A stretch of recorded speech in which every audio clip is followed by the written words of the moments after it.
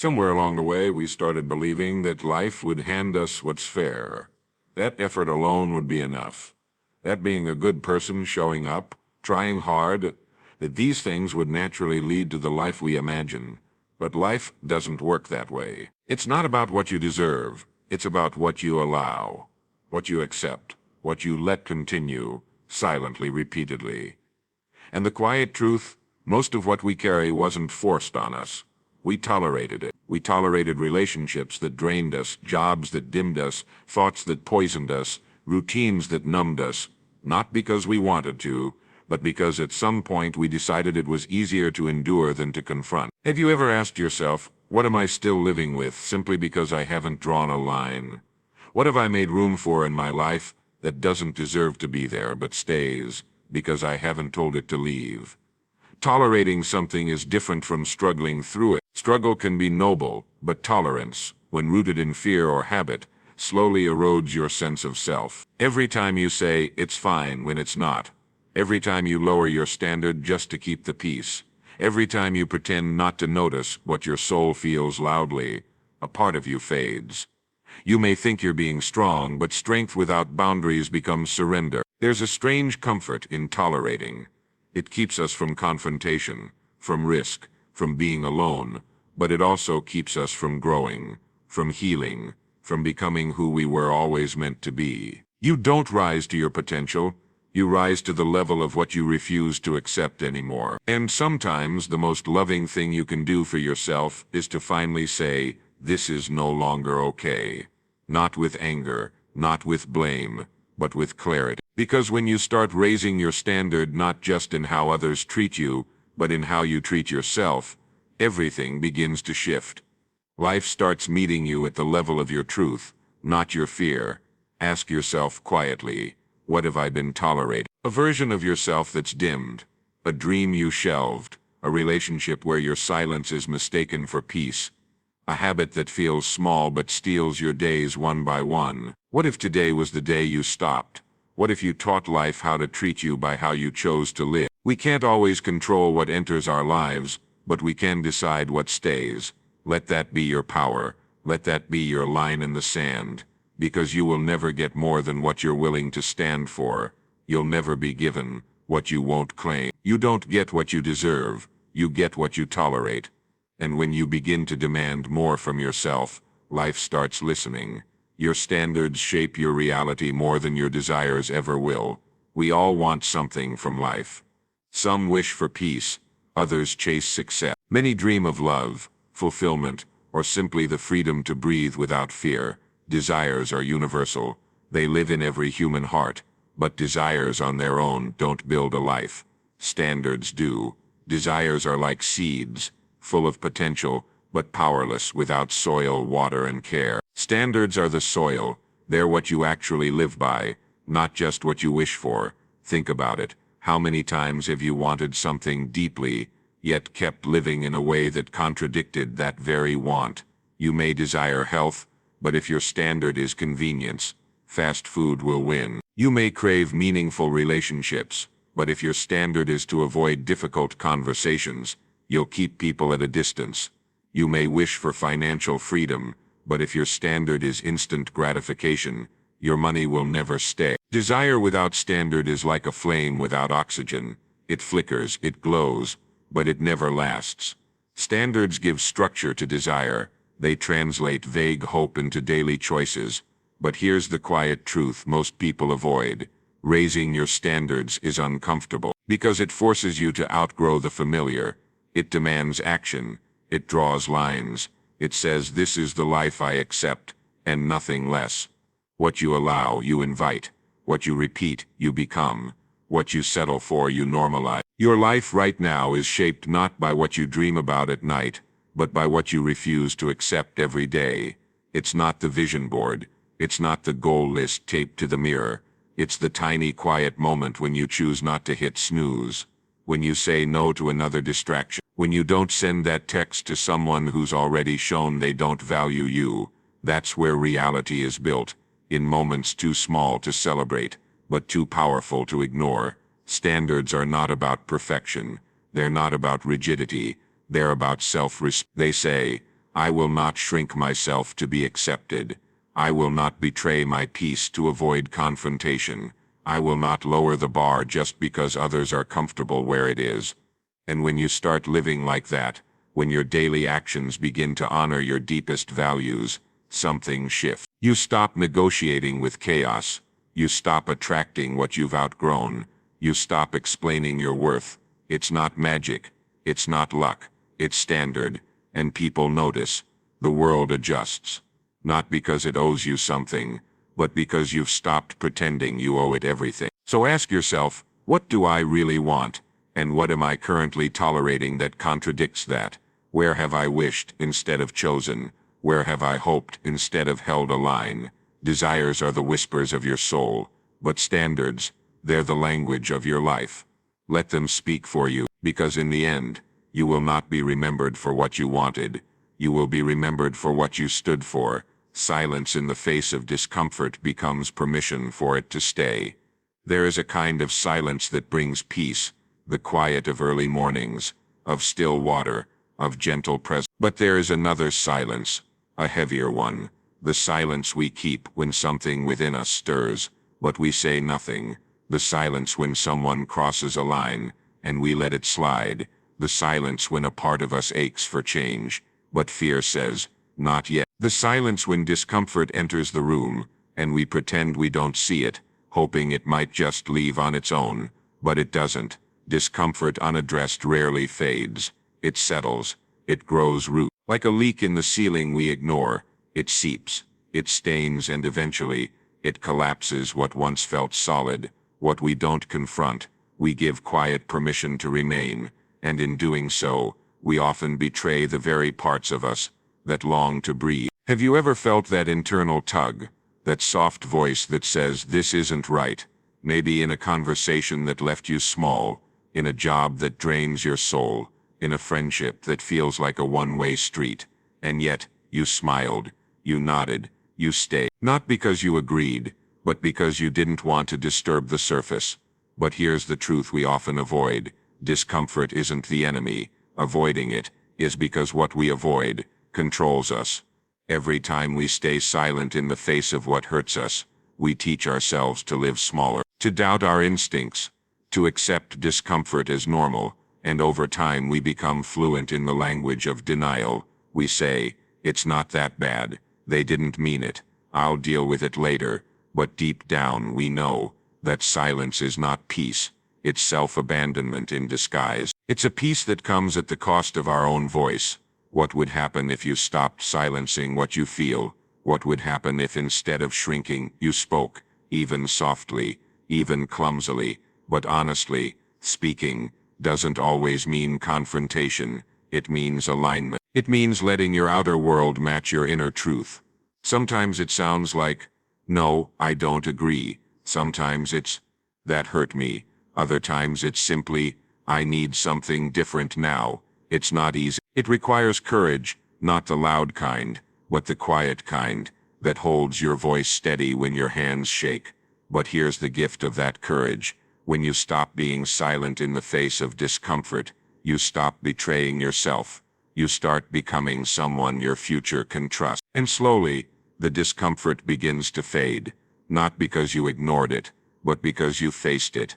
Discomfort is often a teacher. It arrives with messages, boundaries that need to be drawn, truths that need to be honored, versions of yourself that you've outgrown. But if you silence the lesson, you repeat the pattern. So ask yourself gently, where am I staying quiet to keep others comfortable? What truth have I swallowed so often that I no longer recognize its taste? What pain have I made a roommate simply because I haven't asked it to leave? You don't have to shout, you don't have to argue, but you do have to speak, because your silence, if rooted in fear, becomes an invitation for discomfort to stay longer than it ever should.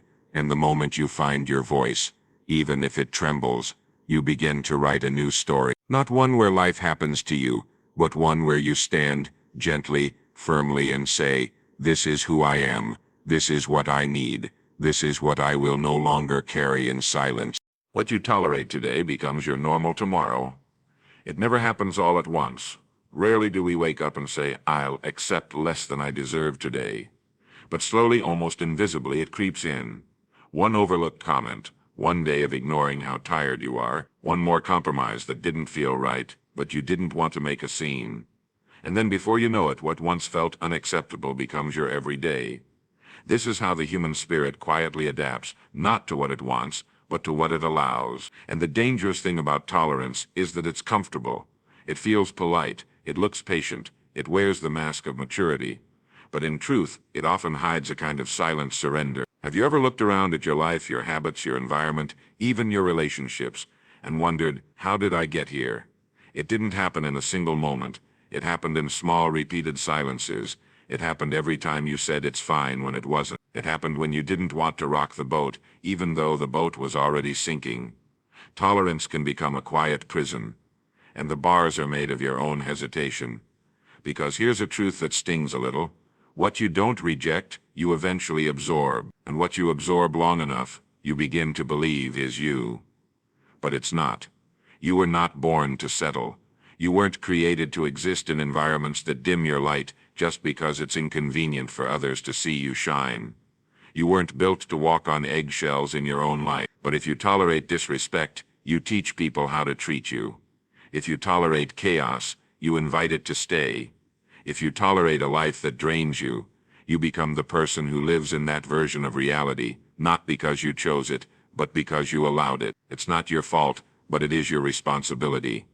And responsibility is a beautiful thing, because it means you still have the power to choose again. You can decide this is not my normal. You can say, I'm not okay with this version of myself anymore. You can begin today to raise the floor beneath you. Not through dramatic declarations, but through consistent, quiet courage. It sounds like I won't answer that message at midnight anymore. I'm going to stop laughing at jokes that hurt me. I'm going to clean the corner of my home I've been avoiding. And the corner of my mind too. It sounds like remembering you have a say in your own life. Because the things you put up with, they don't just stay out there. They begin to live inside you, and they show up in your body, your energy, your self-talk. They shape the way you see yourself in the mirror. Not because the world told you who you are, but because you quietly agreed. But you don't have to agree anymore. What if today was the day you questioned it? What if today, you drew a new line in the sand? One that says, I don't need to prove my worth by enduring what breaks me. I don't need to accept less just to avoid being alone.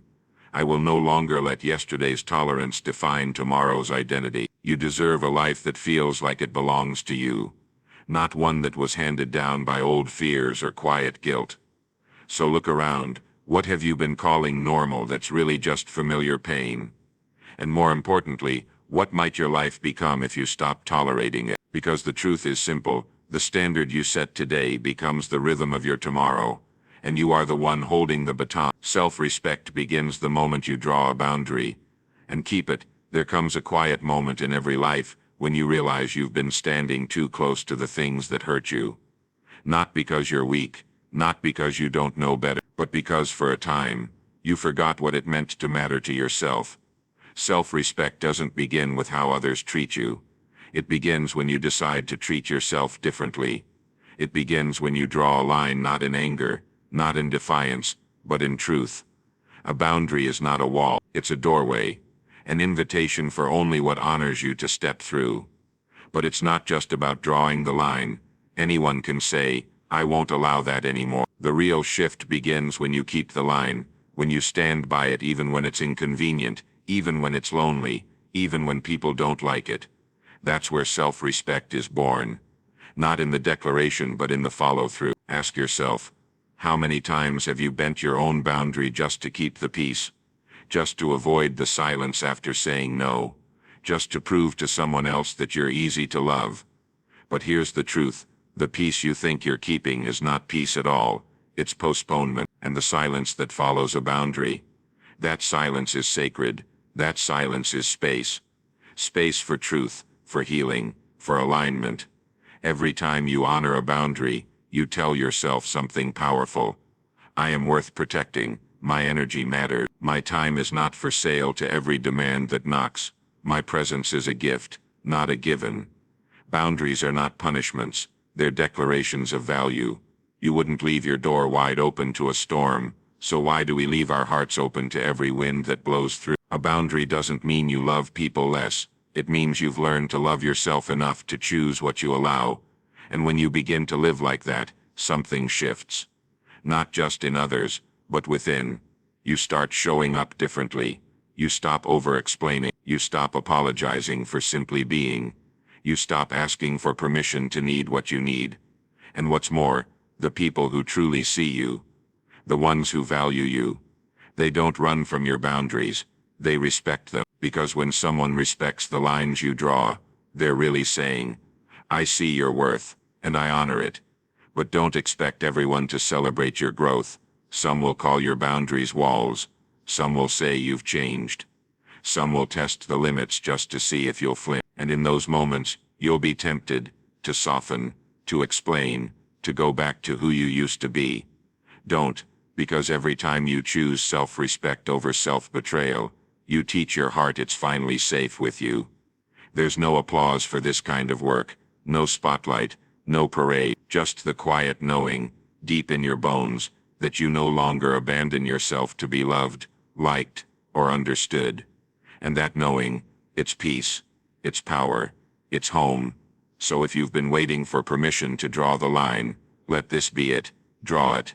Keep, not out of fear, but out of love, because the moment you do, you stop asking the world to define your worth, and start showing it how you've already claimed it. Growth doesn't begin with addition, but with elimination. We often think growth means adding more. More skills, more goals, more habits, more tools, more books, more doing. But real growth, the kind that changes you, that clears your mind and opens your life, doesn't begin with adding. It begins with letting go. Subtraction, not addition, is where transformation begins. Because what's keeping you stuck is rarely a lack of something new, it's the weight of what no longer belongs. Like a garden overrun with weeds, you don't grow by planting more seeds into chaos. You grow by clearing space, by pulling up what's crowding the root, by making room for light to reach what's already there. We carry so much we don't need. Old beliefs handed down like family heirlooms, guilt from choices we made before we knew better, relationships long past their season, fears dressed up as caution, identities we outgrew but never questioned, and we wonder why we feel heavy. It's not that we're broken, it's that we're buried. So ask yourself gently, what have I been holding on to that no longer holds me? What have I been pouring energy into that no longer gives back? What stories about myself do I keep repeating, not because they're true but because they're familiar? Growth asks you to look at your life the way a sculptor looks at stone, not asking, what can I add, but what can I chip away that hides what's already within? Because under all the noise, under the clutter, under the constant trying, you are already enough. You don't have to become someone else. You just have to release who you never really were. But this kind of growth is quiet. It's not glamorous. It's not a checklist you can complete. It's more like peeling layers, slow, deliberate, sometimes painful. It's saying no to things that once felt essential. It's walking away from people who don't respect your silence. It's choosing stillness over endless movement. It's deleting what doesn't align, even if it once did. And the deeper you go, the clearer things become. You begin to see that freedom isn't in adding more, it's in needing less. Less validation, less noise, less chasing, less of what distracts you from your center. And then something beautiful happens. Life becomes lighter, not easier, always, but clearer. You start to hear yourself again, to trust your own rhythm, to breathe deeper in your own skin. You stop trying to keep up with what was never meant for you. And you realize, growth was never about climbing higher. It was about digging deeper. So if you feel stuck, don't ask what you need to do more of. Ask what you're ready to let go of. A habit, a story, a version of yourself that no longer fits. The answers you seek often arrive, not when you gather more, but when you release what's been in the way. Because sometimes what you're searching for is already within you, waiting for you to clear the space. Life will meet you at the level of what you believe you're worthy of, not what you wish for. There is a quiet difference between wanting something and believing you're worthy of it. Most people live in the space between the two, wishing for better, but walking through life as if they don't deserve it. They say they want peace, but they settle for chaos. They long for love, but accept crumbs. They dream of purpose, but live in patterns that keep them invisible, not because they don't care, not because they're lazy or broken, but because deep down, they don't believe better is truly theirs to claim. And here's the hard truth. Life doesn't give you what you fantasize about at night. It gives you what you're willing to stand for during the day. Life mirrors your inner belief, not your outer performance. You can chase success all you want, but if you feel unworthy of rest, you'll never let yourself receive it. You can crave real love, but if you still think you're not enough, you'll sabotage it the moment it arrives. You can ask for more money, more freedom, more opportunity. But if your self-worth is running on empty, you'll unconsciously push it all away. Because we don't rise to our hopes, we rise to our identity. What you believe you're worthy of sets the thermostat for your entire life. Raise that belief, and everything around you eventually adjusts. But here's what no one tells you. Worthy isn't something you earn, it's something you remember. You were born with it, before the world told you what you had to achieve to prove it. Somewhere along the way you may have traded that knowing for approval, for acceptance, for survival. But now you get to reclaim it. Not by shouting, not by proving, but by choosing. Choosing to speak up instead of staying silent. Choosing to rest without guilt. Choosing to say no without explanation. Choosing to walk away from what no longer fits. Choosing to believe that your existence, as it is already enough. That's not arrogance. That's alignment. Because when you start showing up in the world, with quiet certainty, not needing to be fixed, not begging to be seen, the world begins to see you differently. People treat you differently. Opportunities unfold. Doors open. Not because they suddenly appear, but because you finally see them. Your worthiness becomes the lens through which you meet life. And the clearer that lens, the more clearly life reflects your value back to you. So if you've been asking for more, first ask, do I truly believe I'm worthy of it? Not just with words, but with action, with boundaries, with standards, with the way you speak to yourself when no one else is listening. You teach life how to treat you by how you treat yourself, and life is always listening. So walk gently, but walk fully. Stand tall, even if your voice shakes. Speak the truth, even if it's quiet. And when doubt whispers, remind yourself, I don't have to earn the right to be here. I already am. Because in the end, life will not meet you at the level of your dreams, but at the level of your belief. Make that belief worthy of the life you were born to live.